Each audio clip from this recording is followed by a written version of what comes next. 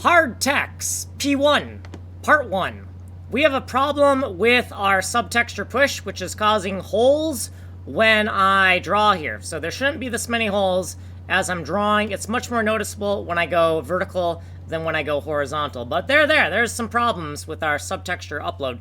We have to fix them, and I don't know where the bug is. So we need a whole system dedicated to helping me find this bug.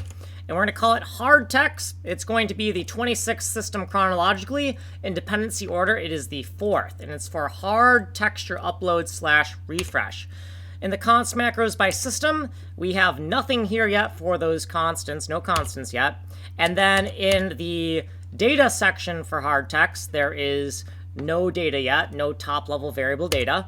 And here is the Hardtex function section. So we'll put functions here. These functions are going to do subtexture pushes to different levels or level packs to help me diagnose what I'm doing wrong with my subtexture push. So anytime I don't trust what I see on the screen, I can do a hard refresh and get some sanity of mind going on.